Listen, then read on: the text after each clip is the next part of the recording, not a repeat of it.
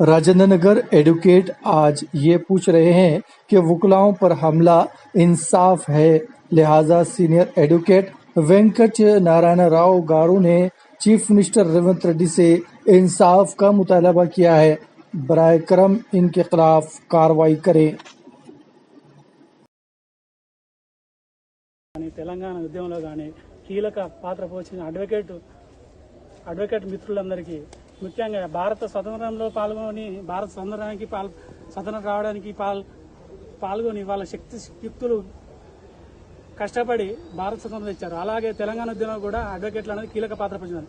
అటువంటి అడ్వకేట్ల మీద ఘోరంగా ఏమైనా చర్యగా ప్రతి ఒక్కరు క్లయింట్లు కానీ మిగతా కేసులు ఒక క్లయింట్కు ఆపద వస్తే ఆదుకున్నందుకు కూడా దాడులు జరుగుతున్నాయి. ఇటువంటి దాడులు జరగకుండా కేంద్ర ప్రభుత్వమే కానీ రాష్ట్ర ప్రభుత్వాలే కానీ కంపల్సరీ అడ్వకేట్ ప్రొటెక్షన్ యాక్ట్ తీసుకొస్తే ఈ అడ్వకేట్లకు కొంచెం ప్రొటెక్షన్ ఉంటుంది. ఎందుకంటే కొన్ని క్రిమినల్ కేసు కానీ కొన్ని ఘోరమైన క్రిమినల్స్ కానీ కొంతమంది క్రిమినల్ కాకుండా కానీ క్రిమినల్ కేసుల నుంచి కొంతమంది న్యాయం కోసం కొట్లాడే అడ్వకేట్లకు ఘోరమైన చర్యగా చేస్తారు ఈ క్రిమినల్స్.